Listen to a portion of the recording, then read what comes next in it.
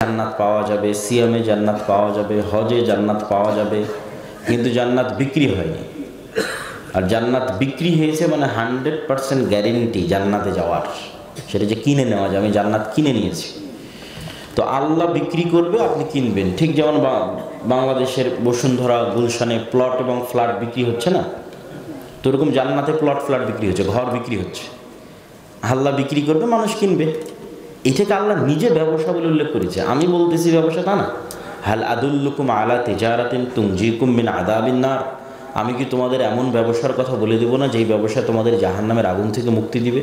এই ব্যবসা আল্লাহ করছে মানুষের সাথে। আপনি যেমন মানুষে প্লট ফ্ল্যাটের বিজনেস করতেছেন, আল্লাহর জান্নাতেও প্লট এবং ফ্ল্যাট আছে, আল্লাহ বিক্রি করবে, ঘোষণা দিয়ে রেখেছে, আপনাকে কিনতে হবে। তো দুইটা জিনিসে বিক্রি হবে জান্নাত। একটা হচ্ছে মানুষ যদি তার জীবনের সবচেয়ে দামি সম্পদ জীবনটাই, মানে প্রাণটাই আল্লাহর রাস্তায় দিয়ে দেয়, তাহলে আল্লাহ সুবহানাহু ওয়া তাআলা ওর কাছে জান্নাতকে কী করে দিয়েছে? বিক্রি করে দিয়েছে। ও আল্লাহকে দিল প্রাণ, আল্লাহ ওকে দিবে জান্নাত। দুই, মানুষ টাকা দিয়ে জান্নাত কিনতে পারবে, মানে অন্যর আমল দিয়ে জান্নাত পাওয়া যাবে, কিন্তু কিনার দাবি টাকা দিয়ে করা যাবে। আমওয়ালাহুম। এখন মজার বিষয় হচ্ছে, দুনিয়াতে যখন আপনি প্লট ফ্ল্যাটের ব্যবসা করেন, তখন টাকা যাকে দিলেন সেই কিন্তু টাকাটা নিয়ে গেল। আর এখানে কি আপনি আল্লাহকে টাকা দিতে পারছেন নাকি?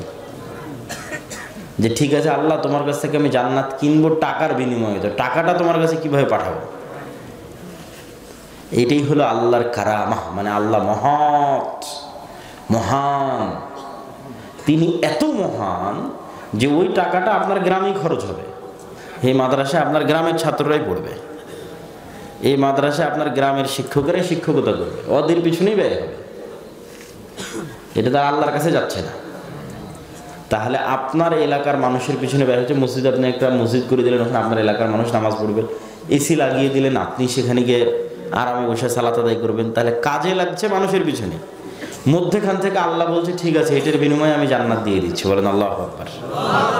আল্লাহ তো নিচ্ছে না, ব্যবহার তো দুনিয়াতেই হচ্ছে, দুনিয়ার মানুষের পিছনে ব্যবহার হচ্ছে। আপনি একটা মিসকিনকে খাবার দিচ্ছেন, ওই খাবার তো আর আল্লাহর কাছে যায় না, আল্লাহ তো খায় না, আল্লাহ তো অমুখাপেক্ষী, খাচ্ছে তো দুনিয়ার মানুষ, কিন্তু ওর বিনিময়ে আল্লাহ আপনাকে জান্নাত দিয়ে দিচ্ছে। এটাই হচ্ছে করিম। আল্লাহ সুবহানাহু ওয়া তাআলা মহানুভব, মহৎ। তো এই প্রতিষ্ঠানকে আপনাদের সহযোগিতা করা উচিত, জরুরি। আমি জানি না যে কেউ এই মুহূর্তে চাদর নিয়ে ভিতরে ঢুকবে কিনা, ঢুকলে আমি ঢোকার জন্য আহ্বান জানাচ্ছি, এবং আপনাদেরকে উক্ত প্রতিষ্ঠানে সহযোগিতা করার উদাত্ত আহ্বান জানিয়ে আমার মূল বক্তব্যের দিকে আমি আগাচ্ছি। মূল বক্তব্য হচ্ছে শিক্ষা, জ্ঞান।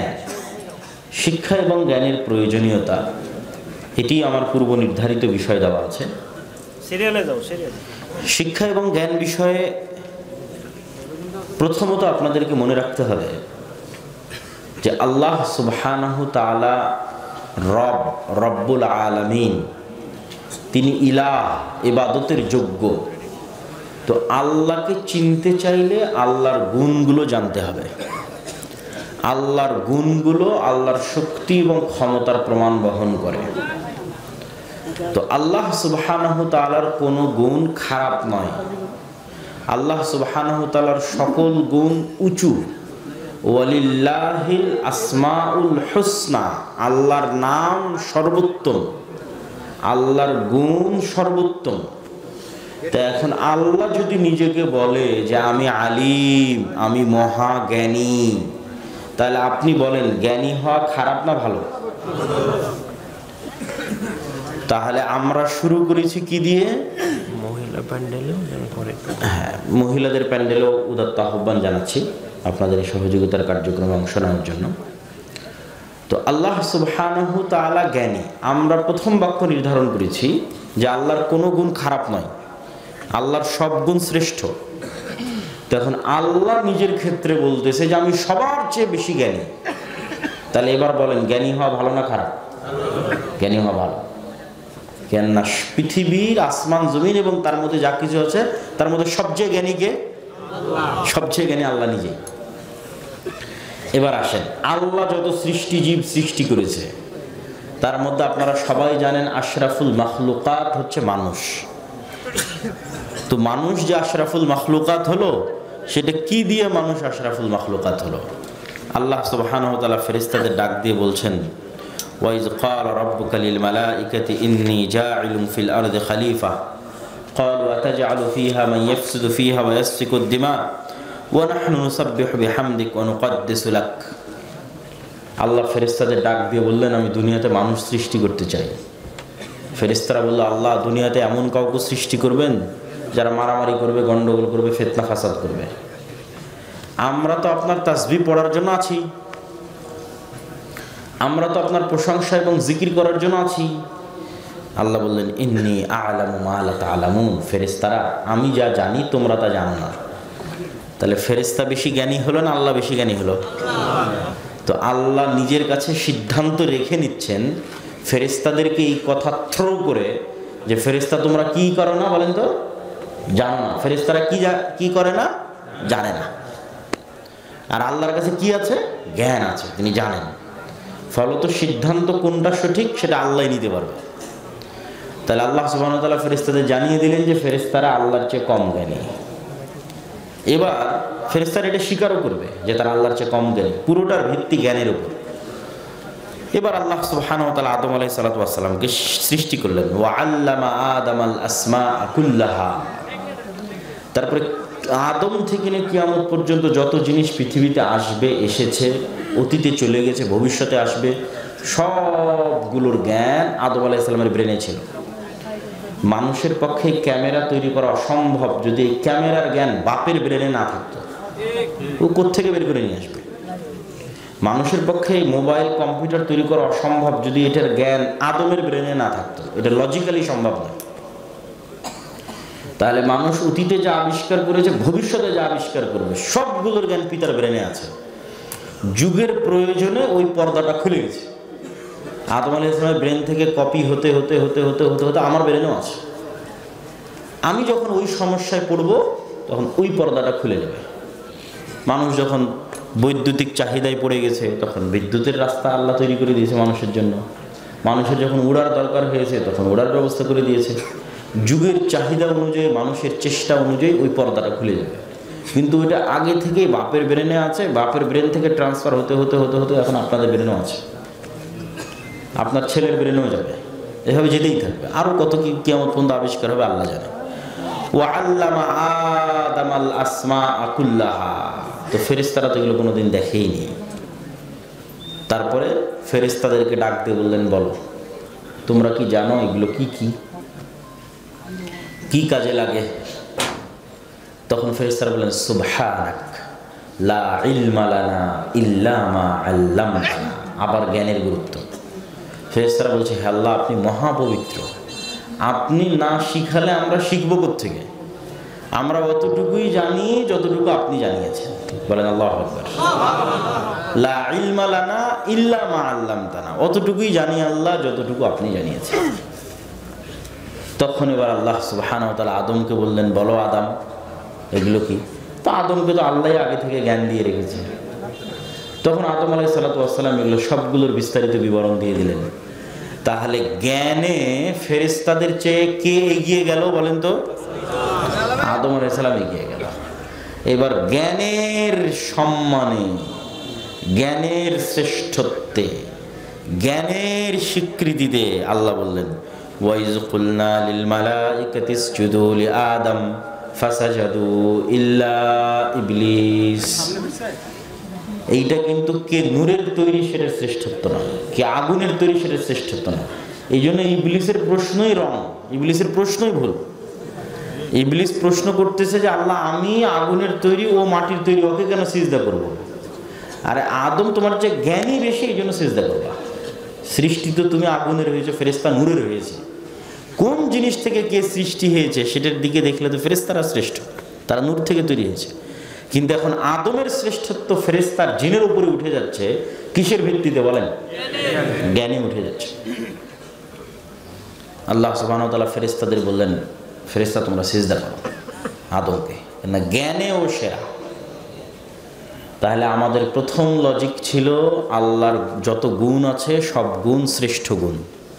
তো আল্লাহ যখন নিজেই বলছে আমি সবার চেয়ে জ্ঞানী, তাহলে জ্ঞানী হওয়া খারাপ না ভালো? জ্ঞানী হওয়া ভালো।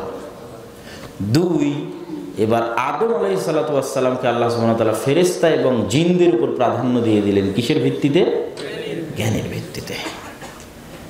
তাহলে কিয়ামত পর্যন্ত আদম সন্তান যত জ্ঞান অর্জন করবে তত উপরে উঠবে, এটা কমন লজিক।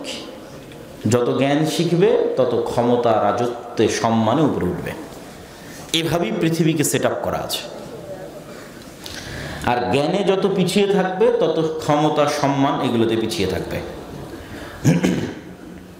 যেমন আল্লাহ সুবহানাহু ওয়া তাআলা পবিত্র কোরআন মাজিদের একটা আয়াতে বলছেন, ইয়ারফাউল্লাহুল্লাযীনা আমানু মিনকুম ওয়াল্লাযীনা উতুল ইলমা দারাজাত। আল্লাহ তোমাদের মধ্যে কাদেরকে সম্মানিত করেছে জানো? তোমাদের মধ্যে যারা ঈমান এনেছে তাদেরকে সম্মানিত করেছে, আর তোমাদের মধ্যে যারা জ্ঞানে এগিয়ে গেছে ওদেরকে আল্লাহ সম্মানিত করেছে।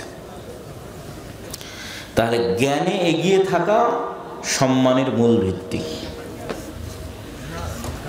ইন্নামা ইয়াখশাল্লাহু মিন ইবাদিহিল উলামা। আল্লাহ সুবহানাহু ওয়া তাআলাকে সবচেয়ে বেশি ভয় করে জ্ঞানীরা। মসজিদে যখন জামাত শুরু হবে, ইমামকে নির্ধারণ হবে, তখন রাসূল সাল্লাল্লাহু আলাইহি ওয়াসাল্লাম বলছেন আ'লামুহুম, তোমাদের মধ্যে যে কোরআন এবং হাদিস সম্পর্কে বেশি জানে সেই ইমাম হবে, সেই নেতা হবে। আল্লাহ সুবহানাহু ওয়া তাআলা যখন তালুতকে নেতা বানালেন, বনু ইসরাইলদের একটা কওম যাদেরকে জেরুজালেম থেকে বের করে দেওয়া হয়েছিল, তো তারা পুনরায় জেরুজালেমে ফিরতে চাইতো। তো তারা তাদের নবী শামুইলের কাছে গিয়ে বলল যে আমাদের একজন নেতা দেন। তখন আল্লাহ বলল ঠিক আছে, তালুতকে তোমাদের নেতা বানিয়ে দিলাম। তখন বনু ইসরাইলরা বলতেছে ওর না বংশ মর্যাদা আছে, ওর না টাকা আছে, কেমনে ও নেতা হয়? তালুত কেমনে নেতা হয়? না ওর বংশের মর্যাদা আছে না টাকা আছে। তখন আল্লাহ কোরআনে বলছে যে আমরা তালুতকে বাসতাতান ফিল ইলমি ওয়াল জিসম, তালুতকে নেতা বানিয়েছি দুইটা কারণে। এক, তালুত তোমাদের যে জ্ঞানী বেশি, বলেন আল্লাহু আকবার। আর তালুতের শারীরিক সক্ষমতা তোমাদের চেয়ে বেশি, যুদ্ধ করতে পারবে। বাসতাতান ফিল ইলমি ওয়াল জিসম। তাহলে জ্ঞানী না হলে নেতা হওয়া যায় না। আর এখন মানুষ টাকা দিয়ে মনোনয়নপত্র কিনে নেবে, সেই নেতা। নেতৃত্বের দুইটা ক্রাইটেরিয়া আছে, এই দুইটা ক্রাইটেরিয়া ফিল আপ না করতে পারলে সে নেতা নয়। নেতৃত্বের এক নম্বর ক্রাইটেরিয়া হচ্ছে ওকে সত্যবাদী, ন্যায়পরায়ণ হতে হবে। নেতৃত্বের দুই নম্বর ক্রাইটেরিয়া হচ্ছে ওকে জ্ঞানী হতে হবে। তাহলে এক নম্বর ক্রাইটেরিয়া সত্যবাদী, ন্যায়পরায়ণ, আমানতদার। আর আজকের মুসলমানদের মধ্যে শুধু সাধারণ মুসলমান নয়, মসজিদ, মাদ্রাসা, আলেম ওলামা, ইসলামী দল, সংগঠন সব মিলিয়ে সবচেয়ে যে জিনিসটার অভাব আছে সেটা হচ্ছে সত্যবাদিতা, সেটা হচ্ছে ন্যায়পরায়ণতা। এটার অভাব সবচেয়ে বেশি। আর মুসলমানদের মধ্যে যেন সত্যবাদী, ন্যায়পরায়ণ নেতা তৈরি না হতে পারে, এই জন্যই ডেমোক্রেটিক গণতান্ত্রিক সিস্টেম দেওয়া আছে। কেন বললাম এই কথা? কেননা গণতন্ত্রে নেতা হতে আপনাকে অন্য দলের বিরুদ্ধে সত্য মিথ্যা তো বলতেই হবে, একই আসনে নিজ দলের মনোনয়ন প্রার্থীর বিরুদ্ধেও সত্য মিথ্যা বলতে হবে। তাহলে কালচারটাই গড়ে উঠতেছে মিথ্যা এবং দুর্নীতির উপর। আর যখনই একজন ব্যক্তি মিথ্যা বলে ফেলতেছে এবং দুর্নীতি করে ফেলতেছে, তখন আল্লাহর দৃষ্টিতে, ইসলামের দৃষ্টিতে নেতৃত্বের ক্রাইটেরিয়া থেকে বাতিল, ওর আর নেতা হওয়ার কোনো সুযোগ নেই। এবং মক্কার কাফের মুশরিকরা পর্যন্ত এই গুণে আজকের মুসলমানদের চেয়ে ভালো ছিল। আজকের মুসলমানেরা গোলাম আছে শুধু এই কারণে, এই দুইটা কারণে। যে দুইটা কারণ বলতে কেন, গোলামের অল্টারনেটিভটাই হচ্ছে নেতা, গোলামের বিপরীতটাই নেতা। হয় আপনি নেতা, না হয় গোলাম। তাহলে আপনার নেতৃত্বের যোগ্যতা যদি না থাকে, আপনি গোলাম অবস্থায় আছেন। তো আজকের বর্তমান বিশ্বের মুসলমানেরা গোলাম অবস্থায় আছে এই দুইটা কারণে। এক নেতৃত্বের 1 নম্বর ক্রাইটেরিয়া তারা ফুলফিল করতে পারতেছে না, যেটাতে মক্কার কাফের মুশরিকরা তাদের চেয়ে এগিয়েছিল। যেমন মক্কার একজন কাফের মুশরিক নেতা আবু তালেব, আল্লাহর নবীর চাচা, সে মুশরিক, মূর্তি পূজক, কিন্তু মিথ্যুক। আবু তালেব মিথ্যুক? কেউ বলতে পারবে না, হিস্ট্রিতে নাই, ওদের রক্তের মধ্যেই নাই, বলবে কিভাবে? আবু তালেব দুর্নীতিবাজ, কারো টাকা মেরে নিয়েছে? ওদের রক্তের মধ্যেই নাই দুর্নীতি করা। আব্দুল মুত্তালিব এবং আব্দুল মুত্তালিবের সন্তানদের রক্তের মধ্যেই দুর্নীতি করা নাই। কেন? এটা নেতৃত্বের প্রথম গুণ, সে মুশরিক হতে পারে। এই জন্য আবু তালেবের ছেলে আলী, চতুর্থ খলিফা রাদিয়াল্লাহু তাআলা আনহু, আবু তালেবের ছেলে যখন মুসলমান হয়ে গেছে তখন বিশ্বের নেতা। কেন? নেতৃত্বের মূল ক্রাইটেরিয়া তো আগে থেকে ফিল আপ আছে, শুধু তাওহীদটা ছিল না। সত্যবাদিতা, ন্যায়পরায়ণতা তো জন্মগত অবস্থায় পেয়েছে, সেখানে তাওহীদ এসে যুক্ত হয়েছে, আল্লাহর নবীর জ্ঞান এসে যুক্ত হয়েছে, বিশ্বের নেতা হয়ে গেছে। আবু সুফিয়ান মহা বড় কাফের মুশরিক নেতা, আল্লাহর নবীর সাথে সবগুলো যুদ্ধে এই পারের নেতা মুহাম্মদ সাল্লাল্লাহু আলাইহি ওয়াসাল্লাম, ওই পারের নেতা আবু সুফিয়ান। উহুদের যুদ্ধে এই পারের সেনাপতি মুহাম্মদ সাল্লাল্লাহু আলাইহি ওয়াসাল্লাম, ওই পারের সেনাপতি আবু সুফিয়ান। খন্দকের যুদ্ধে এই পারের সেনাপতি মুহাম্মদ সাল্লাল্লাহু আলাইহি ওয়াসাল্লাম, ওই পারের সেনাপতি আবু সুফিয়ান। কিন্তু আবু সুফিয়ানের লাইফ হিস্ট্রিতে কেউ বলতে পারবে না যে আবু সুফিয়ান কারো 1 টাকা মেরে নিয়েছে, আর আবু সুফিয়ান কোনোদিন মিথ্যা বলেছে। এমনকি মুহাম্মদ সাল্লাল্লাহু আলাইহি ওয়াসাল্লামের নামে যখন আবু সুফিয়ানকে জিজ্ঞেস করা হয়েছে হিরাক্লিয়াসের দরবারে, তখনও আবু সুফিয়ান মিথ্যা বলেনি। কেননা মিথ্যা বললে নেতৃত্বের ক্রাইটেরিয়াতে বাতিল হয়ে যায়, আর নেতা থাকতে পারে না। তো এবার আবু সুফিয়ানের ছেলেরা যখন, আবু সুফিয়ান নিজেও ইসলাম গ্রহণ করলো, আর ছেলেরাও যখন ইসলামে চলে আসলো, মুআবিয়া থেকে শুরু করে আরও পরে যারা আসছে, তো এই উমাইয়া খলিফারাই হলো এই যতদূর পর্যন্ত আজকে ইসলাম গেছে তার 80% এরিয়া উমাইয়ারে বিজয় করেছে। তারপরে তো আর কেউ সীমানা বাড়াতেই পারেনি, সীমানা ওই পর্যন্তই শেষ যে পর্যন্ত উমাইয়ারা বাড়িয়েছে। উমাইয়াদের আমলে মুহাম্মদ বিন কাসিম ভারত বিজয় করেছে, তো আজ পর্যন্ত ভারতে ইসলাম আছে। যেখানে যেখানে ইসলাম আছে সেখানে সেখানে উমাইয়াদের শাসনামলে গেছে, ওরাই সবচেয়ে বেশি এরিয়া বিজয় করেছে। কেন? ওরা শ্রেষ্ঠত, নেতৃত্বের শ্রেষ্ঠতায় আসীন ছিল। কেন? নেতৃত্বের প্রথম ক্রাইটেরিয়া তারা ফুলফিল করতে পেরেছিল, সেটা হচ্ছে সত্যবাদিতা, ন্যায়পরায়ণতা। আর এখন একজন মুসলমান খুঁজেন, ওসি, ডিসি, এসপি, মন্ত্রী, মিনিস্টার, এসিল্যান্ট, সাব রেজিস্ট্রার, এসপি, মুখে দাড়িও পাবেন, 50-100 বার উমরাও করেছে, ঠিক আছে, মাথায় দেখা যাচ্ছে টুপিও আছে, কিন্তু যখন ওই চেয়ারে বসতেছে তখন ঘুষ খায়। মসজিদ মাদ্রাসার কমিটিতে আছে, জালসার প্রধান অতিথিতে আছে, কিন্তু ন্যায়পরায়ণতা, সত্যবাদিতায় নাই। তাহলে এদের কাছে ইসলামের প্রকৃত চিত্রটা পরিষ্কারই হয় না, ইসলামের প্রকৃত চিত্রটা কি। এবং এরা ইসলামের বাহ্যিক আমলগুলোকে ধোঁকা দেওয়ার জন্য ব্যবহার করতেছে, নিজেকে ধোঁকা, আল্লাহকে ধোঁকা, মানুষকে ধোঁকা, 3টে ধোঁকা। যে আমি বাহ্যিকভাবে নামাজ পড়ে, বাহ্যিকভাবে হজ উমরা করে, বাহ্যিকভাবে দাড়ি টুপি দিয়ে আমি নিজেকে ধোঁকা দিব, আল্লাহকে ধোঁকা দিব, মানুষকে ধোঁকা দিব। কিন্তু ঈমান মানেই তো সত্যবাদিতার উপর দাঁড়িয়ে থাকা। লা ঈমান আল ঈমান লা আমানাতা লাহু, যার আমানত নাই, যার ন্যায়পরায়ণতা নাই, ওর অন্তরে ঈমানও নাই। ঈমানটাই আসল। আপনি ইউরোপ, আমেরিকা যান, লন্ডন যান, সেখানে গিয়ে দেখেন যে সবচেয়ে বেশি 2 নম্বরই কাগজপাতি, 2 নম্বরই আবেদন, ভুয়া মিথ্যা তথ্য দিয়ে কারা নাগরিকত্ব এবং ডকুমেন্টস নিয়ে, দেখবেন মুসলমানেরা 1 নম্বরে। অথচ সবাই দেখবেন মসজিদে গিয়ে নামাজ পড়তেছে। তাহলে তাদের কাছে ইসলাম কি, এটা এখনো পরিষ্কার না।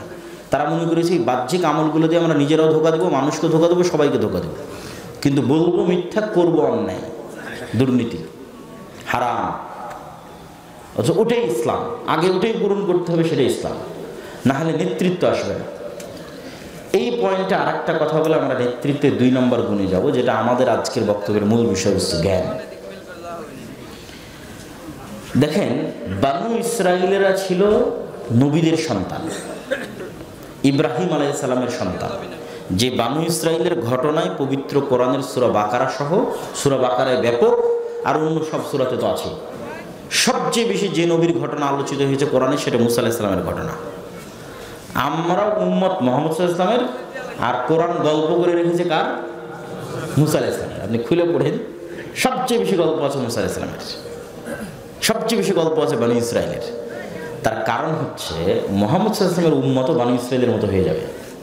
এই জন্য ওদের এই গল্পগুলো জানা থাকা দরকার, এই শিক্ষাগুলো থাকা দরকার, কারণ এদেরও আলটিমেট গোল ভবিষ্যৎ হচ্ছে এরাও বনী ইসরায়েল। রাসূল সাল্লাল্লাহু আলাইহি ওয়াসাল্লাম নিজে হাদিসে বলে গেছে যে আমার উম্মত বনী ইসরায়েলদের সাথে একটা পায়ের জুতা আর একটা পায়ের জুতার সাথে যেমন মিলে আছে ওইভাবে মিলে যাবে। এই জন্য বনী ইসরায়েল আর মুসা ফিরআউনের গল্পে কোরআন পরিপূর্ণ, যেন এটা দেখে আমরা আগেই সতর্ক হয়ে শিখতে পারি, বা যখন ধ্বংসের দ্বার প্রান্তে দাঁড়িয়ে আছি তখনও যেন ফেরত আসতে পারি। তো এই বনী ইসরায়েলেরা নবীর সন্তান, ইব্রাহিম আলাইহিস সালামের সন্তান, ইসহাক আলাইহিস সালামের সন্তান, ইয়াকুব আলাইহিস সালামের সন্তান, ইউসুফ আলাইহিস সালাম এবং তার 11 ভাইয়ের সন্তান। অথচ এদেরকে যখন আল্লাহ বলতেছে যে দাউদ যখন জাবুর তেলাওয়াত করে তখন নদীর মাছেরা নদীর ধারে আসে, তোমরা এই মাছটা ধরবা না, তখন এরা কি করলো, ওই মাছটা বানা দিয়ে বেড়া দিয়ে ঘিরে রেখে দিল, রবিবারের দিন গিয়ে মাছ ধরলো। কি পরিমাণ 2 নাম্বারি বুদ্ধি! এরা নবীদের সন্তান। এই রকম 2 নাম্বারি ছল চাতুরি চালাকি দুর্নীতিতে বনী ইসরায়েলের ইতিহাস পরিপূর্ণ হয়ে আছে। তখন আপনি দেখবেন যে মুসলমানেরা কত নাম্বারের 2 নাম্বারই জানে। আল্লাহ নবী বলেছে যে বনী ইসরায়েলের সাথে মিলে যাবে। তাহলে ওরা নবীদের সন্তান হওয়ার পর এত মিথ্যা, এত দুর্নীতি, এত ধোঁকা শিখলো কিভাবে? আর মুসলমানেরা যেখানে ছিল, কোথায় উমাইয়াদের শাসন আমলে সত্যবাদিতা, ন্যায়পরায়ণতায় অটল, ওমরের শাসন আমল, আলীর শাসন আমল, এইগুলো শুধু ন্যায় আর সত্যবাদিতার শাসন আমল। পৃথিবী ন্যায় আর সত্যে পরিপূর্ণ করে দিয়েছিল তারা। তো তাদের বংশধরেরা আজ আমরা কিভাবে মিথ্যার দুর্নীতিতে ডুবে গেলাম, পুরো একটা জাতি। এটার কারণটাই হচ্ছে ওই বনী ইসরায়েলরা ফেরাউনের গোলাম ছিল 300-400 বছর। তো যখন গোলাম থাকেন তখন এই একটা রুটি দিয়ে বললাম যে এই রুটি তোরা 10 জন গোলাম তোদের জন্য, তো ওই একটা রুটির জন্য এক গোলাম আর এক গোলামকে মেরে ফেলে দেবে। ওই যে তখন তৈরি হয়ে যায় দুর্নীতির কালচার, মিথ্যার কালচার, কেন রিজিকের সংকট, গোলামের জীবনী তখন রক্তের মধ্যে ঢুকে যায়। তো ফিরআউনের যে পরিমাণ গোলামীর অধীনে বনী ইসরায়েলরা ছিল, তাদের এই দুর্নীতি মিথ্যা তাদের মধ্যে ঢুকে গেছে। আল্লাহ খুব ভালোভাবে জানতেন যে মুসা আলাইহিস সালামও যদি এই বনী ইসরায়েলদের সাথে বড় হয়, এই গোলামের মতো পালিয়ে পালিয়ে পালিয়ে পালিয়ে বড় হয়, তাহলে মুসা আলাইহিস সালামের যে মহৎ নৈতিকতা ওটা তৈরি হবে না, মহৎ হৃদয় ওটা তৈরি হবে না, সাহসিকতা, সত্যবাদিতা, ন্যায়পরায়ণতা ওটা তৈরি হবে না। অর্থাৎ মুসাকে তুলে নিয়ে গিয়ে ফেরাউনের বাড়িতে মানুষ করে। ফেরাউন মুশরিক হতে পারে, ফেরাউন কাফের হতে পারে, কিন্তু ফেরাউনের বাড়িতে মানুষ হলে মুসা আলাইহিস সালাম মিথ্যা বলা শিখবে না। বোঝেননি মনে আমার কথা? ফেরাউনের বাড়িতে মানুষ হলে খাবার নিয়ে কাড়াকাড়ি করে দুর্নীতি করা শিখবে না, কিন্তু গোলামদের সাথে মানুষ হলে তো এটাই শিখবে। না হলে যেই দিন মুসা আলাইহিস সালামের সামনে ফেরাউনের একটা লোক বনী ইসরায়েলের একটা লোকের উপর জুলুম করলো, আর মুসা আলাইহিস সালাম এক থাপ্পড়ে ফেরাউনের লোককে হত্যা করে দিল, ওই জায়গায় মুসা আলাইহিস সালামের জায়গায় যদি কোনো বনী ইসরায়েল থাকতো, ও থাপ্পড় দেওয়া দূরের কথা, মুখ দিয়ে কথা উচ্চারণ করার সাহস করতে পারতো না। কেন? ওই যে গোলাম অবস্থায় বড় হয়েছে, ওই নৈতিকতাটুকু নাই যে এই অন্যায়টার প্রতিবাদ করতে হবে, করবে কেমনে, ওই ভিত্তিটা না। তো মুসা আলাইহিস সালাম ফেরাউনের বাড়িতে মানুষ হয়েছে দেখে তো একটা থাপ্পড় দিয়ে দিতে পেরেছে, এক থাপ্পড় মরে গেছে। এইটাই এই নেতা হয়ে যাবে। এখন মুসা আলাইহিস সালামের মধ্যে নেতৃত্বের গুণ চলে এসেছে, কেননা সত্যবাদিতা এবং ন্যায়পরায়ণতার উপর তার জন্ম হয়েছে, তার বৃদ্ধি হয়েছে। আর আমরা মিথ্যা বলা শিখেছি, দুর্নীতি করা শিখেছি কখন? যখন ব্রিটিশদের গোলাম ছিলাম 190 বছর। ওই স্বভাব এখনো ছাড়তে পারিনি আমরা। সম্মানিত উপস্থিতি, এইটা যতক্ষণ তৈরি না হচ্ছে ততক্ষণ আপনি নেতা হতে পারবেন না। 2 নম্বর নেতৃত্বের গুণ হচ্ছে জ্ঞান। আদম আলাইহিস সালাম জ্ঞানী, আল্লাহ জ্ঞানী, এবং আল্লাহ সুবহানাহু ওয়া তাআলা জ্ঞানীদের নেতৃত্ব দিয়েছেন এবং নেতৃত্ব দেওয়ার কথা বলেছেন, এবং নবীদের ক্ষেত্রেও তিনি জ্ঞানের শর্ত আরোপ করেছেন। আর জ্ঞানে আজকের সমগ্র বিশ্বে সবচেয়ে পিছিয়ে আছে মুসলমানরা। সারা বিশ্বে আমেরিকার তুলনায় বাংলাদেশ কি, সৌদি আরব, মালয়েশিয়া, তুরস্কের মতো দেশ 500 বছর পিছিয়ে আছে। 100-200 বছর না, 500 বছর জ্ঞানে পিছিয়ে আছে। অথচ এই ইউরোপে এক সময় জ্ঞানের কিছুই ছিল না, এরা ছিল চাষা ভূষা, অজ্ঞ মূর্খ। আর জ্ঞানের বাতিঘর ছিল মুসলমানদের কাছে। কর্ডোভায়, স্পেনের শহর কর্ডোভা, আমি গেছি, ঘুরে এসেছি। স্পেনের শহর গ্রানাডা, আল্লাহ যাওয়ার তৌফিক দিয়েছে। সেই কর্ডোভায় গেলে আপনার চোখ ছলছল করবে। এখনও বিশ্বের তৃতীয় বৃহত্তম মসজিদ কর্ডোভার জামে মসজিদ। আর যখন তৈরি হয় তখন বিশ্বের সবচেয়ে বড় মসজিদ ছিল কর্ডোভার জামে মসজিদ। 70,000 মানুষ এক ফ্লোরে সালাত আদায় করতে পারবে। আর সেটাই এখন পৃথিবীর সবচেয়ে বড় গির্জা, নাউজুবিল্লাহি মিন যালিক।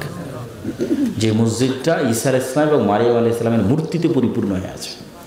মানুষ ওখানে গিয়ে যে সালাত আদায় করে গ্রেফতার করা হবে। স্পেনে যত গির্জা আছে প্রত্যেকটা গির্জায় মসজিদ। আপনি বাহির থেকে মনে করবেন এর মসজিদ কেন না, মেহরাবের মতো আছে, মিনারের মতো আছে। ভিতরে ঢুকে দেখবেন তো গির্জা। তাহলে ওয়াকফের জমি মুসলমানদের, নির্মাণ হয়েছে মুসলমানদের টাকায়, কিন্তু পরিণত হয়ে আছে গির্জায়।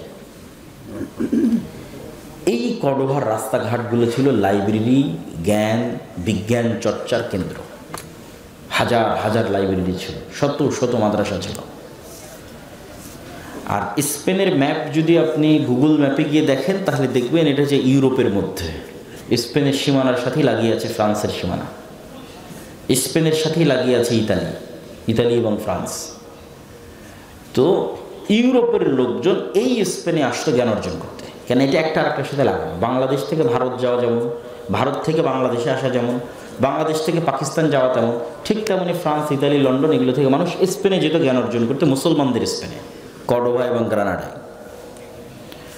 আর বাগদাদে মুসলমানরা তৈরি করেছিল দারুল হিকমা, যে দারুল হিকমা হালাকু খাঁ চেঙ্গিস খাঁ জ্বালিয়ে দিয়েছিল। ফোরাত নদীর স্রোত আটকে গেছিল যে দারুল হিকমার বই নদীতে ফেলে দেওয়ার কারণে হালাকু খাঁ এবং চেঙ্গিস খাঁ ধ্বংস করে দিল, কেন ওদের কাছে জ্ঞানের কোনো গুরুত্ব ছিল না। তো মুসলমানদের কাছ থেকে জ্ঞান শিখে গিয়ে ওদের জ্ঞানের চর্চা শুরু হয়েছে। এই জন্য দেখবেন যে বই পুস্তকে, সমাজ বিজ্ঞানে, ইতিহাসে লেখা থাকবে মধ্যযুগীয় অন্ধকার বা অন্ধকারাচ্ছন্ন মধ্যযুগ। এটা ডাহা মিথ্যা কথা। এই মধ্যযুগীয় অন্ধকার ইউরোপে ছিল। মুসলমানদের তখন স্বর্ণযুগ, মুসলমানদের তখন আলোর যুগ, জ্ঞান বিজ্ঞানের যুগ, কিন্তু ইউরোপে অন্ধকার ছিল। ওটাই আমাদের বই পুস্তকে লেখা আছে যে মধ্যযুগীয় অন্ধকার। মুসলমানদের মধ্যযুগীয় অন্ধকার ছিল। ওই মধ্যযুগীয় অন্ধকার যখন ইউরোপে ছিল তখনই মুসলমানদের স্বর্ণযুগ ছিল। মুসলমানদের কাছ থেকে জ্ঞান শিখে গিয়ে যখন তারা জ্ঞান বিজ্ঞানের চর্চা শুরু করলো তখন ইউরোপের পাদ্রীরা এই সমস্ত বিজ্ঞানীদের ফাঁসি দিতে লাগলো।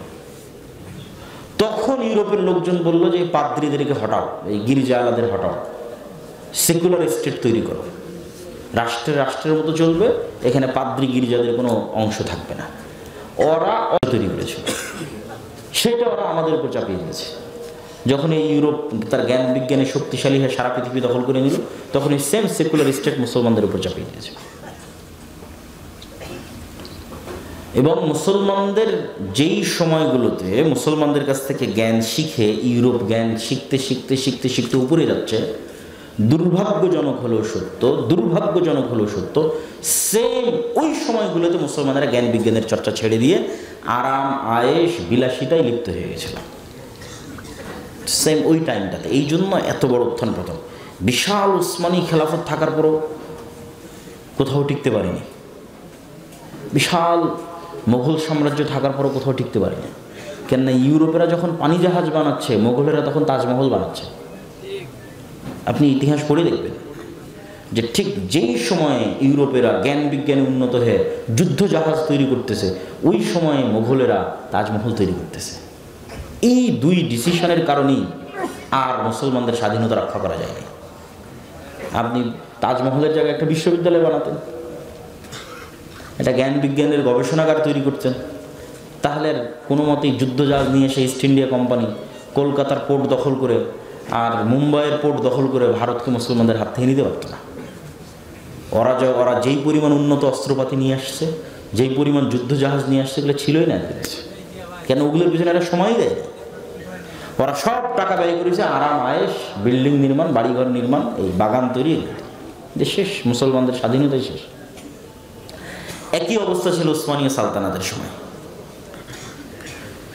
তাহলে কি দেখা গেল?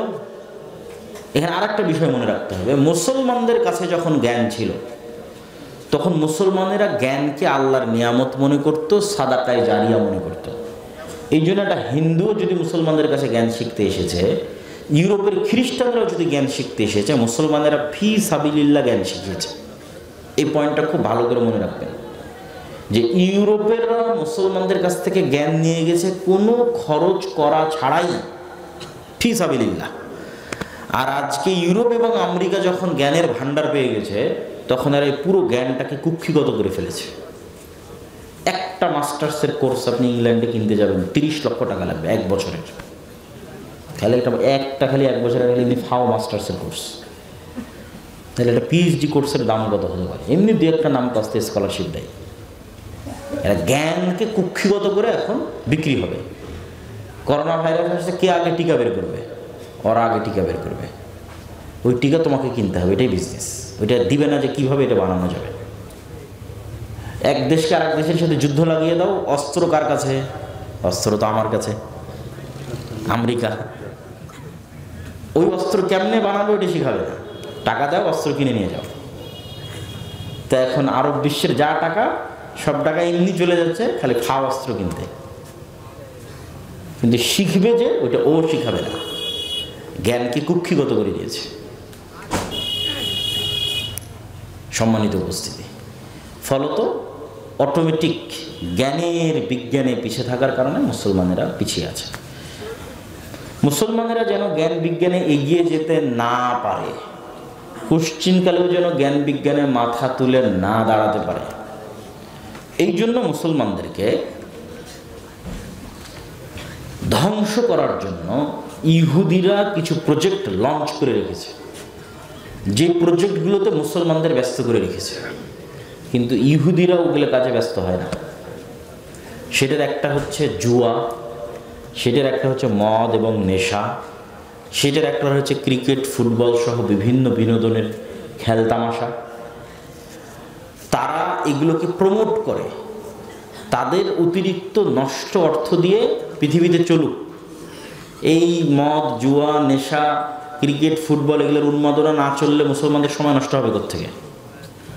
মুসলমানদের পাগল যুবকেরা ওই জুয়ার পিছনে সময় নষ্ট করবে, অনলাইন জুয়া, বাস্তবে জুয়া, বিড়ি, সিগারেট, মদ সেটার পিছনে সময় নষ্ট করবে, খেল তামাশা, বিনোদন এটার পিছনে সময় নষ্ট করবে। আর ইহুদির সন্তানেরা স্ট্রিক্টলি বাধ্যতামূলক খালি জ্ঞান অর্জন করতে হবে, শুধু পড়তে হবে। পড়ে জ্ঞান, বিজ্ঞানী, ব্যবসায়ী, ডাক্তার, ইঞ্জিনিয়ার, ব্যাংকার ওদেরকে হতে হবে।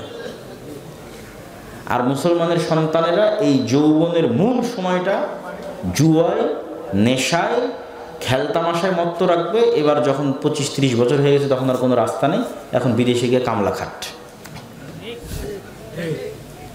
রেজাল্ট সামারি, আর কোনো রাস্তা নেই। এটা হলো গোলামীর একদম বাস্তব চিত্র। এই গোলামীর বাস্তব চিত্র যদি আরও ভালো করে দেখতে চান, যে জ্ঞান অর্জন না করার কারণে, এই জুয়া, নেশা আর খেলতামাশায় মত্ত থাকার কারণে গোলামীর চিত্র কত নিম্ন লেভেলে যেতে পারে, তাহলে একদিন আপনি এখান থেকে, অথবা কল্পনা করতে পারেন, একদিন আপনি এখান থেকে লিবিয়াতে যাবেন। ঠিক আছে, লিবিয়ার রাজধানী ত্রিপোলি। ত্রিপোলিতে অন্তত এরকম কয়েক শত দালাল চক্র আছে, যে দালাল চক্ররা বাংলাদেশের দালালদের সাথে কন্ট্যাক্ট করবে। বাংলাদেশের দালালেরা আবার আপনাদের গ্রামের গঞ্জের ছেলেমেয়েদের সাথে কন্ট্যাক্ট করবে, যে 20 লক্ষ টাকা দিব, 25 লক্ষ, 30 লক্ষ টাকা দিব, এখান থেকে পাসপোর্ট করে দুবাই, দুবাই থেকে ত্রিপোলি, ত্রিপোলি থেকে যেভাবেই হোক তোমাকে ইউরোপে ঢুকিয়ে দেওয়া হবে। ইতালি, ফ্রান্স, জার্মানি যেটাতে পারবে সেটাতে ঢুকে যাবে। এখানে বাপ মায়ের কাছ থেকে জমি জায়গা বিক্রি করে 20-25 লক্ষ টাকা নিয়েছে, ঠিকঠাক দুবাই গেছে, দুবাই থেকে ঠিকঠাক ত্রিপোলি গেছে। ত্রিপোলিতে গিয়ে এখন বাতাস দিয়ে ফুলানো নৌকা, রাবারের নৌকা যেটাকে বাতাস দিয়ে ফুলানো হয়েছে, ওই নৌকাতে আফগানি মুসলমান, বাংলাদেশি মুসলমান, পাকিস্তানি মুসলমান, আফ্রিকান মুসলমান, সবই মুসলমান। এটা হলো মুসলমানদের গোলামির চিত্র। ওই নৌকাটা যে নৌকাটা ভূমধ্য সাগরে ভাসতেছে ইউরোপে আশ্রয় প্রার্থনা করার জন্য। ওই নৌকাটা হচ্ছে সারা বিশ্বের মুসলমানদের গোলামির চিত্র। ওখানে একটা হিন্দুও নয়, ওখানে একটা খ্রিস্টানও নয়, মানে বাংলাদেশের মুসলমান আছে, আফগানিস্তানের আছে, পাকিস্তানের আছে, আর আফ্রিকার আছে। আর এখন নতুন গত 5-10 বছরে যুক্ত হয়েছে ইয়েমেন, সিরিয়া, এগুলো অঞ্চলের মুসলমানেরা, কিন্তু সব মুসলমান ঠাসাঠাসি গাদাগাদি করে একটা নৌকার উপর উঠেছে। এই নৌকা এখন ছেড়ে দেওয়া হলো ভূমধ্য সাগরে আল্লাহর নামে, যে কোনো মুহূর্তে ডুবে যেতে পারে। ডুবে গেলে ঠান্ডা বরফের মধ্যে মৃত্যু, লাশ। আর যদি কোনো মতে ওই ধারে ঘেঁষে, তাহলে হয়তো ইতালির পুলিশ উঠায় নিয়ে গেল, ফ্রান্সের পুলিশ উঠিয়ে নিয়ে গেল, নিয়ে গিয়ে ওই 2-3 বছর কোনো সেফ হোমে বন্দি অবস্থায় রাখবে। তার আগে এমনি ত্রিপুলিতে কত সেফ হোমে বন্দি অবস্থায় থেকেছে, মেরেছে, পিটেছে, জুমে, ভিডিওতে, ইমোতে বাপ মাকে দেখেছে, দেখো তোমার ছেলেকে মেরে ফেলে দিলাম, আরও টাকা দেওয়া না হলে ছাড়বো না, আরও টাকা দেওয়া না হলে ছাড়বো না। এ হলো অশিক্ষিত মূর্খ গোলাম জাতির চিত্র। সম্মানিত উপস্থিতি, এই জন্য জ্ঞান মানুষের সৌন্দর্য, জ্ঞান মুসলমানদের সৌন্দর্য। আমাদের দিন শুরুই হয়েছে ইকরা বিসমি রাব্বিকাল্লাযী খালাক, ইকরা ওয়া রাব্বুকাল আকরাম, পড়া দিয়ে শুরু হয়েছে। আর জ্ঞানের কথা বলতে বলতে রাসূলুল্লাহ সাল্লাল্লাহু আলাইহি ওয়াসাল্লাম, তার সাহাবীরা, আল্লাহ সুবহানাহু ওয়া তাআলা নিজে কোরআনে জ্ঞানের কথা দিয়ে পরিপূর্ণ করে রেখেছে। অথচ আমাদের মধ্যে জ্ঞান চর্চার কোনো কালচারই নাই। এই জন্য সৈয়দ মুজতবা আলী তার বই কেনা প্রবন্ধের মধ্যে লিখেছে যে বাঙালির যাত্রার মঞ্চে ঢোকার টিকিট কাটার টাকা আছে, বাঙালির কোথাও জাদু হবে, কোথাও কি বলে ওর নাম খেলা হবে, কোথাও ছবি হবে হলে, সেটা কেটে ওই ছবির হলে ঢুকে ছবি দেখার টাকা আছে, কিন্তু বই কিনতে বললে বই কেনার টাকা নেই। আর বই পড়ার সময় নেই, চায়ের স্টলে বসে আড্ডা দেওয়ার সময় আছে, টিভিতে ঘন্টার পর ঘন্টা মুভি দেখার সময় আছে, কিন্তু বই যে পড়বে কালচারই নাই, এই সংস্কৃতি নাই। অথচ ইংল্যান্ডে আমি 1 বছর ছিলাম, তো আপনি পার্কে যান, বিমানে উঠেন, আমি নিজে বিমানে উঠেন, বাসে উঠেন, ট্রেনে উঠেন, বই পড়ার কালচার আছে। কাউকে না কাউকে দেখবেন 4-5 জন দেখবেন যে বই পড়তেছে। ওদের কাছে আমাদের চেয়ে দামি ফোন আছে, লেটেস্ট আইফোন আছে, কিন্তু কালচারটা আছে বই পড়ার। আমি মাঝে মধ্যে ওদের বই পড়ার ছবি তুলে আব্দুর রহমানের কাছে পাঠাতাম, যে এরা কাফের মুশরিক হতে পারে, কিন্তু জ্ঞান চর্চার আগ্রহ আছে, যেই কারণে এরা এখনো টিকে আছে, জ্ঞানের শক্তিটা এখনো টিকে আছে। আর আমরা মুসলমানেরা শুধু সময় নষ্টে টিকে আছি। তো এই জন্য জ্ঞান অর্জন এবং বইয়ের কথা যেহেতু আসলো, সেহেতু বক্তব্য আরও সামনে এগিয়ে যাওয়ার আগে আমাদের এখানে 2-3টা বই দিয়ে গেছে। তার মধ্যে একটা হচ্ছে ফিকহুল হাদিস ফতোয়া সিরিজ। এটাতে পবিত্রতা, তায়াম্মুম, অজু, হায়েজ, নেফাস, সালাত, এই পুরো সালাত এবং পবিত্রতা এই মিলে প্রায় 1000 প্রশ্নের উত্তর আছে। তাতে এমন কোনো প্রশ্ন আপনার মাথায় আসতে পারে না যেই প্রশ্নের উত্তর পাবেন না, এটা হতে পারে না। তো এই বইটা আপনার বাড়িতে থাকলে আর কোথাও ফোন দিয়ে জিজ্ঞেস করা লাগবে না যে প্রশ্ন কী, উত্তর কী। তারপরে হচ্ছে শাইখ আব্দুর রাজ্জাক বিন ইউসুফের উপদেশ বই আছে, রাসূল সাল্লাল্লাহু আলাইহি ওয়াসাল্লামের সালাত বইটা আছে, আমার লেখা রিজিক বই আছে, এবং সদাচরণ, যে আমলে জান্নাত মিলে, মানে বাপ মায়ের সাথে কেমন আচরণ করতে হবে, আত্মীয় স্বজন পাড়া প্রতিবেশীর সাথে কেমন, ঠিক আছে, ইয়েতিমদের সাথে কেমন, এই যে আচরণের বিষয়গুলো, এবং আচরণ যে সবচেয়ে বেশি স্ত্রীর সাথে কেমন, সন্তান সন্ততির সাথে কেমন, ঠিক আছে, এই আচরণ যে আমলে জান্নাত মিলে সেটা সদাচরণ। এই বইগুলোকে মূল্যায়ন করার চেষ্টা করব। বলছিলাম জ্ঞানের গুরুত্ব, জ্ঞানের তাৎপর্য, শিক্ষার তাৎপর্য। এবার আসেন, যত অধঃপতিত অবস্থাতেই থাকেন না কেন, সেখান থেকে উত্থান ঘটাতে হলো জ্ঞান লাগবে। যখন সেলজুকরা দেখলো যে ক্রুসেডাররা, সেলজুক হচ্ছে একটা মুসলমান আব্বাসীয় খেলাফতের মধ্যে একটা খলিফাদের নাম হচ্ছে সেলজুক। সেলজুকরা যখন দেখলো যে ক্রুসেডার মানে হচ্ছে ইউরোপ থেকে আসা ক্রুসেডার, তারা একের পর এক শহর বিজয় করতেছে, একের পর এক দেশ বিজয় করতেছে, তখন ওরা এই ক্রুসেডারদের পতন ঘটানোর জন্য একটা মাদ্রাসা তৈরি করলো। সেই মাদ্রাসার নাম হচ্ছে মাদ্রাসা নিজামিয়া। যিনি তৈরি করেছিল তার নাম হচ্ছে নিজামুল মুলক। নিজামুল মুলকের নামে মাদ্রাসার নাম হলো মাদ্রাসা নিজামিয়া। এই মাদ্রাসা নিজামিয়া থেকে বড় বড় আলিম ওলামা বের হলো। বড় বড় আলেম ওলামা। শুধু কি আলেম ওলামা বের হলো, ভবিষ্যৎ মুসলমানদের যারা জেরুজালেম উদ্ধার করেছে, যারা ক্রুসেডারদের বিরুদ্ধে জিহাদে নেতৃত্ব দিয়েছে, ইমাদউদ্দিন জিঙ্কি, নুরউদ্দিন জিঙ্কি, সুলতান সালাহুদ্দিন আইয়ুবী, এরা সবাই হচ্ছে এই মাদ্রাসা থেকে পড়া, মাদ্রাসা নিজামিয়া থেকে পড়া। তাহলে যখন জ্ঞানের চর্চার জন্য একটা মাদ্রাসা তৈরি করা হলো, সেই মাদ্রাসায় ভবিষ্যৎ নেতাদের জন্ম হলো, যেই ভবিষ্যৎ নেতারা আবার জেরুজালেমকে উদ্ধার করলো। বাদশাহ আলেকজান্ডারের নাম শুনেছেন, ঈসা আলাইহিস সালামেরও আগের ঘটনা, বাদশাহ আলেকজান্ডারের ঘটনা। তো বাদশাহ আলেকজান্ডার ছিল এরিস্টটল, প্লেটো, সক্রেটিস এদের মাদ্রাসার, এদের স্কুলের ছাত্র। তো জ্ঞানী মানুষের কাছে যখন ছাত্র হয়েছে, জ্ঞানের পর্দা যখন খুলে গেছে, তখন নেতৃত্বের পর্দাও খুলে গেছে। পৃথিবীর অর্ধেকের বেশি বিজয় করে ফেলেছিল আলেকজান্ডার।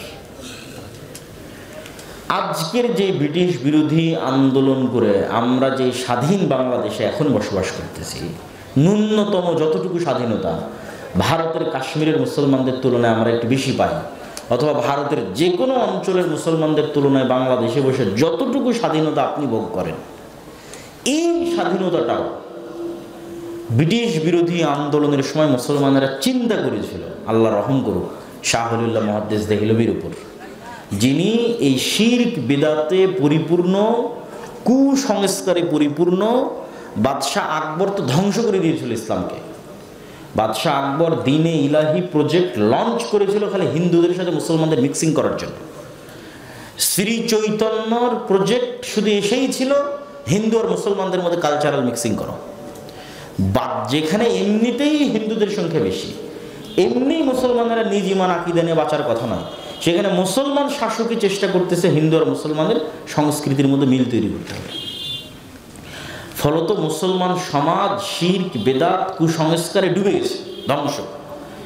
তখন শাহ ওলিউল্লাহ মুহাদ্দিস দেহলভী দেখলো যে একে তো মোগল বাদশারা তারা একে তো না জ্ঞানের চর্চা করতেছে, আর একদিকে মুসলমানদের দিনদারিতা শেষ। তখন শাহ ওলিউল্লাহ মুহাদ্দিস দেহলভী দেখলো এটার একটাই রাস্তা, জ্ঞান।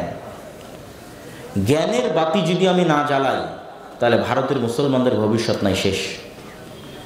190 বছর ব্রিটিশদের জুলুমের পর আর 70 বছর যাবৎ ভারতের জুলুমের পর এখনও যদি মুসলমানেরা ন্যূনতম টিকে থেকেছে, তাহলে এটা শাহ ওলিউল্লাহ মুহাদ্দিস দেহলভীর ওই জ্ঞানের বাতি দিল্লিতে বসে জ্বালিয়েছিল। সৌদি আরব থেকে, মক্কা থেকে জ্ঞান অর্জন করে কুতুবে সিত্তার দার্স দেওয়া শুরু করেছিল। তারপরে শাহ ওলিউল্লাহ মুহাদ্দিস দেহলভীর ছাত্র তার নিজের ছেলে আব্দুল আজিজ মুহাদ্দিস দেহলভী, আব্দুল আজিজ মুহাদ্দিস দেহলভীর ছাত্র শাহ ইসহাক মুহাদ্দিস দেহলভী, ইসহাক মুহাদ্দিস দেহলভীর ছাত্র মিয়া নাজির হোসেন দেহলভী, যার প্রায় 1.5 লক্ষের অধিক সারা ভারত, পাকিস্তান, বাংলাদেশে যার ছাত্র ছিল মিয়া নাজির হোসেন দেহলভী।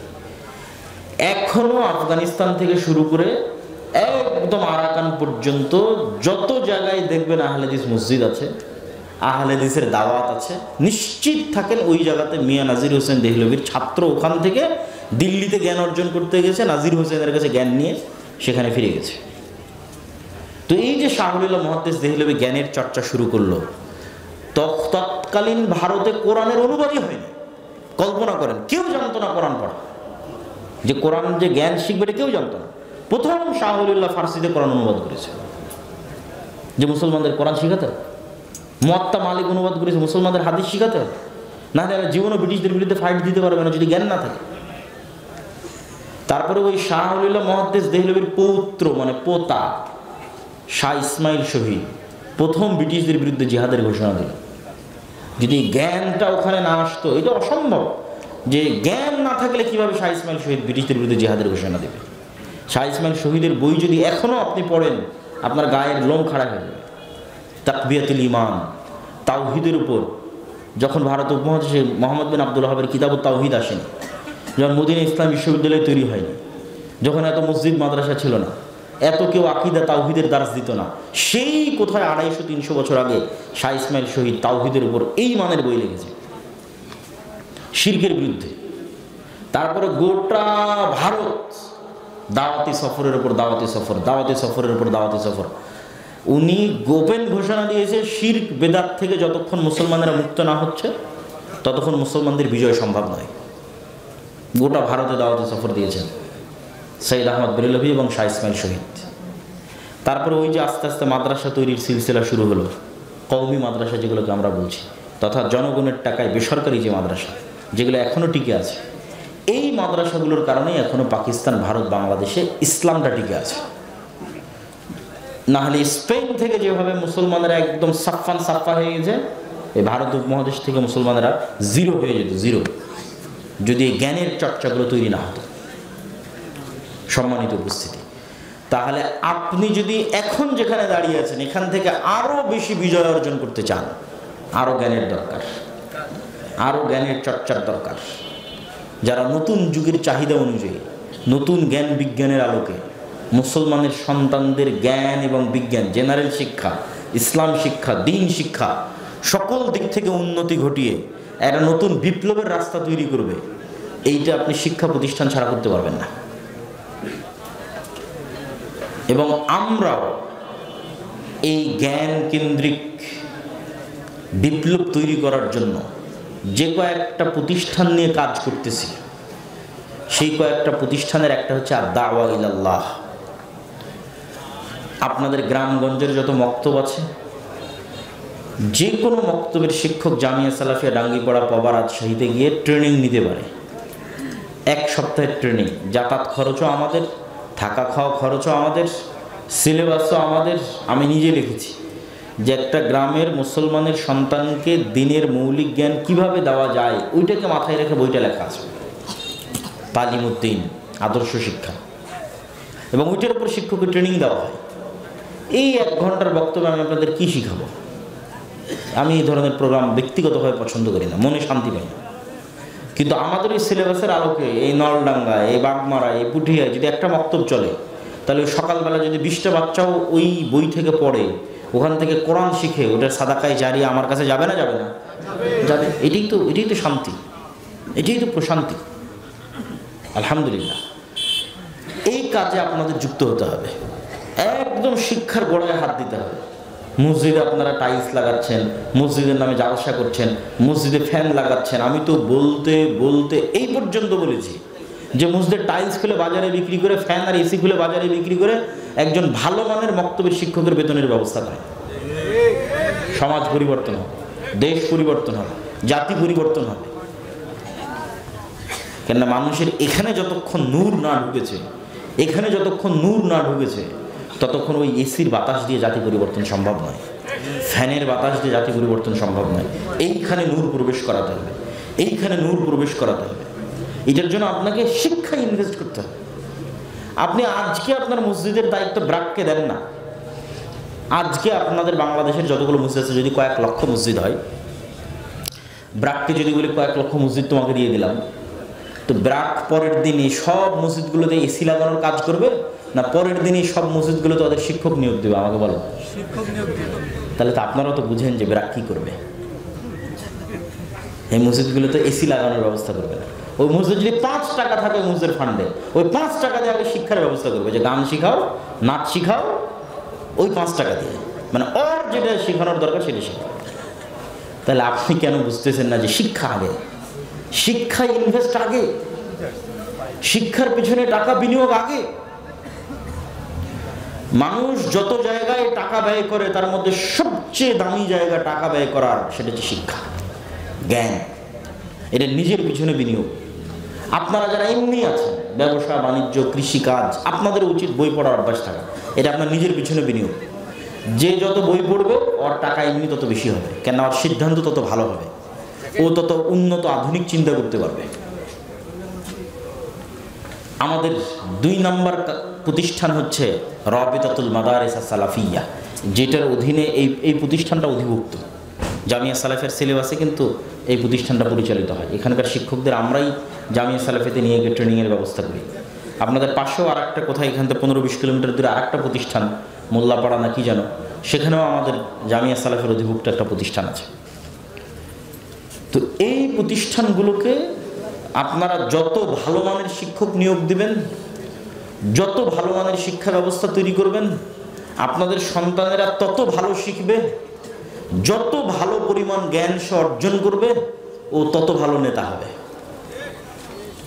সত্যবাদিতা, ন্যায়পরায়ণতা, মোল্লাপাড়া সালাফিয়া মাদ্রাসা পুঠিয়াতে। তো সত্যবাদিতা, ন্যায়পরায়ণতা এটা যেমন নেতৃত্বের 1 নম্বর শর্ত, নেতৃত্বের 2 নম্বর শর্ত জ্ঞান। এই জন্য জ্ঞানের পিছনে আপনাদের বাড়িতে জরুরি ভিত্তিতে লাইব্রেরি থাকা উচিত। প্রত্যেক মা বোনের পড়ার অভ্যাস থাকা উচিত। প্রত্যেক বাবা এবং সন্তানের, আপনি কৃষক হন, ব্যবসায়ী হন, পড়ার অভ্যাস থাকা উচিত। একটা জিনিস দিয়েই আপনি আপনার সব বদ অভ্যাস দূর করতে পারবেন। ওই যে স্টলে বসে চা খাচ্ছেন, সিগারেট খাচ্ছেন, টিভি দেখতেছেন, ছেলে মেয়ে মোবাইল চালাচ্ছে, বউ মোবাইল চালাচ্ছে, এই যে সবাই একটা নেশায় ব্যস্ত, একটা জিনিসের স্বাদ এই নেশাগুলো অফ করে দিতে পারবে। সেটা হচ্ছে অজানাকে জানার স্বাদ, জ্ঞানের স্বাদ। বই পড়ার মধ্যে একটা আনন্দ আছে, বই পড়ার মধ্যে একটা মজা আছে। এই মজাটা অনুভব করতে পারতে হবে। আপনি কয়েক রকমের বই রাখেন আপনার বাড়িতে, ইতিহাসের বই রাখেন, কোরআন হাদিসের বই রাখেন, জেনারেল বিজ্ঞানের বই রাখেন, পেপার পত্রিকা রাখেন, একটা না একটা তো পড়তে ভালো লাগবে। খাবারের টেবিলে বসলে যেমন মুরগির গোস্ত থাকে, গরুর গোস্ত থাকে, ডিম থাকে, আচ্ছা মুরগির গোস্ত ভালো লাগছে না, ডিম খাবো। তো পড়ার টেবিলে বসলে যেন, আচ্ছা ঠিক আছে আমার ইতিহাসের বই ভালো লাগতেছে না, আমি আজকে কোরআন হাদিসের বই পড়বো। কোরআন হাদিসের বই পড়তে ভালো লাগছে না, ঠিক আছে আমি আজকে তাহলে জেনারেল জ্ঞান বিজ্ঞানের বই পড়বো। কিন্তু পড়ার অভ্যাস তৈরি করতে হবে। পড়াই একমাত্র অভ্যাস যেটা শাশুড়ি বইয়ের ঝগড়া কমিয়ে দিতে পারে, যেটা মোবাইলের ব্যবহার কমিয়ে দিতে পারে, যেটা ছেলে মেয়েদের মোবাইলের নেশা কমিয়ে দিতে পারে। আপনারা যারা বয়স্ক হয়ে গেছেন, চায়ের স্টলে বসে আড্ডা দেন, মিথ্যা গীবত রচনা করে নিজের গুনাহের পাল্লাকে ভারী করেন। শয়তান মানুষকে যে সমস্ত মাধ্যমে জাহান্নামে নিয়ে যেতে চায়, তার মধ্যে সবচেয়ে সহজ মাধ্যম, যেটাতে বেশি মানুষকে জাহান্নামে নিয়ে যাবে। আপনাকে যদি বলি চলেন অমুক জায়গায় গিয়ে জেনা করতে হবে, আপনার মান সম্মানের ভয় আছে, আপনি যেতে চাইবেন না। আপনাকে যদি শয়তান বলে চলেন অমুককে হত্যা করতে হবে, বিচারের ভয় আছে, করবেন না। আর শয়তান যদি আপনাকে বলে অমুক নেতাকে গালি দে, দিবেন না? দিবেন না। এখানে মান সম্মানেরও ভয় নাই, টাকা পয়সা হারানোরও ভয় নাই, ওদের মুখ দিয়ে গালি অহরহ চায়ের স্টলে বসে বের হতেই থাকবে। তাহলে শয়তান সবচেয়ে ইজি, মানে বাটন চাপলেই জাহান্নামে নিয়ে যেতে পারবে আপনাকে, সেটা যে আপনার জিহ্বা। সবচেয়ে ভয়ঙ্কর মেশিন, যেটা ব্যবহার করে সারা দুনিয়ার বেশিরভাগ মানুষকে জাহান্নামে নিয়ে চলে যাবে। ঠিক এই জিহ্বাই এত ভয়ঙ্কর যে এই জিহ্বা দিয়ে আপনি ছোট্ট ইবাদত দিয়ে জান্নাতে চলে যেতে পারবেন। শয়তান বলছে তুই গীবত কর, আপনি বলবেন যে না আমি গীবত করব না, আমি কি বলবো? সুবহানাল্লাহ বিহামদিহি সুবহানাল্লাহিল আযীম। শয়তান বলে তুই গালি দে, না আমি গালি দিব না, আমি কি বলবো? লা ইলাহা ইল্লাল্লাহু ওয়াহদাহু লা শারীকা লাহু লাহুল মুলকু ওয়া লাহুল হামদু ওয়া হুয়া আলা কুল্লি শাইইন কাদির। কাজ তো জিহ্বার, না দৌড়ানো লাগছে, না লাফানো লাগছে, না উজু করা লাগছে। ওই জিহ্বা ব্যবহার করে মানুষকে গালি দিতেন, এটা ব্যবহার করে আল্লাহর জিকির করবেন। শয়তান নিয়ে যেত জাহান্নামে, আপনি চলে যাবেন জান্নাতে। বলেন আল্লাহু আকবার। তাহলে যে জ্ঞানের চর্চা যদি না করেন, পরিবারে যদি জ্ঞানের চর্চা তৈরি না করেন, সন্তানদেরকে যদি জ্ঞানের রাস্তায় না নিয়ে যান, তাহলে না আপনার সন্তানের কোনো ভবিষ্যৎ আছে, না আমাদের দেশ ও জাতির কোনো ভবিষ্যৎ আছে। সন্তানকে 100 বিঘা জমি দিয়ে যাবেন, ওটা না মারামারি করবে। সন্তানকে বিশাল মোটরসাইকেল দিবেন, সন্তানকে মোবাইল দিবেন, ওটা না ধ্বংস হয়ে যাবে। একটা জিনিসে আপনি আপনার সন্তানকে দিতে পারেন, সেটা হচ্ছে জ্ঞান। একটা জিনিসে আপনি নিজে অর্জন করতে পারেন, সেটা হচ্ছে জ্ঞান। একটা জিনিসে আপনার স্ত্রীকে দেওয়ার ব্যবস্থা করতে পারেন, সেটা হচ্ছে জ্ঞান। ওই সোনা গহনা শাড়ি কিনে দিয়ে কী করবেন? ওগুলো মানুষ চুরি করে নিয়ে যাবে, হারিয়ে যাবে। যেটা মাথায় ঢুকবে এটা কেউ চুরি করতে পারবে না, যেটা এখানে ঢুকবে এটা কেউ ফেটেও বের করতে পারবে না, এটা কেউ কপি করতে পারবে না। এটা অমূল্য সম্পদ, স্থায়ী সম্পদ। সম্মানিত উপস্থিতি, আমরা আমাদের বক্তব্যের এই পর্যায়ে এসে রাসূলুল্লাহ সাল্লাল্লাহু আলাইহি ওয়াসাল্লামের কয়েকটা হাদিস যদি আপনাদের সামনে তুলে ধরি, যেগুলো রাসূলুল্লাহ সাল্লাল্লাহু আলাইহি ওয়াসাল্লাম জ্ঞান বিষয় বলেছেন, এটা বলে আমার বক্তব্য শেষ করে দেবো আপনাদের অধৈর্য হওয়ার আগে। রাসূল সাল্লাল্লাহু আলাইহি ওয়াসাল্লাম বলেন, আলা ইন্নাদ দুনিয়া কুল্লুহা মালউনা, তোমরা পৃথিবীতে যা দেখছো সব অভিশপ্ত, সব অভিশপ্ত।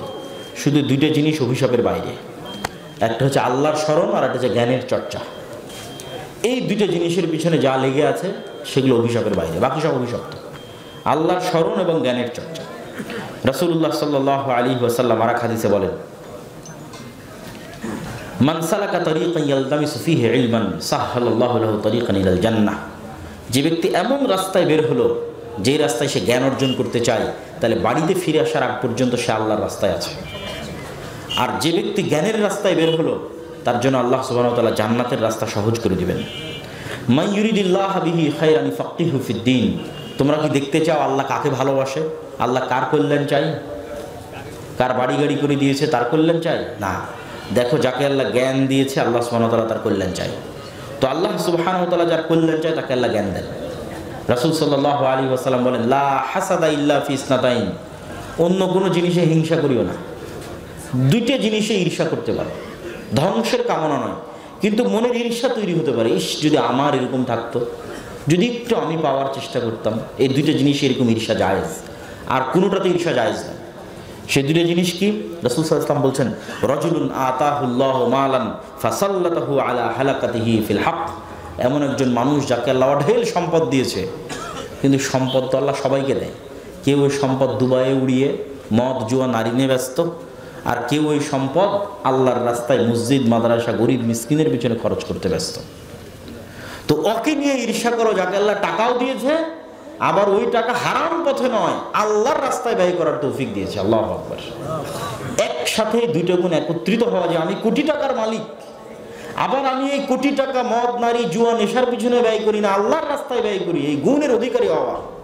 এরকম কোনো মানুষকে আল্লাহ বানিয়ে দিয়েছে কোটি কোটি টাকার মালিক, আর সে ওই টাকা আল্লাহর রাস্তায় ব্যয় করছে, ওই মানুষের মতো হওয়ার চেষ্টা করো। দুই, আর এক মানুষের মতো হওয়ার চেষ্টা করতে পারো, রজুলুন আতাহুল্লাহুল হিকমাতা। এমন মানুষ যাকে আল্লাহ জ্ঞান দিয়েছে, আর সে জ্ঞান মানুষের মধ্যে বিতরণ করে বেড়াচ্ছে, তাকে দেখে ঈর্ষা করতে পারো। এই দুইটা মানুষকে দেখে ঈর্ষা করতে পারো। ইযা মাতাল ইনসান ইনকাতা আনহু আমালু। মানুষ যখন মারা যায় তখন তার সব আমলের রাস্তা বন্ধ হয়ে যায়, কিন্তু তিনটা আমলের রাস্তা উন্মুক্ত থাকে। সাদাকাতিন জারিয়া, ওই যে টাকার পাওয়ার, টাকা দিয়ে কোনো একটা জিনিস করে দিয়েছে, সাদাকায়ে জারিয়া অব্যাহত আছে, কবরেও নিকে যেতে থাকে।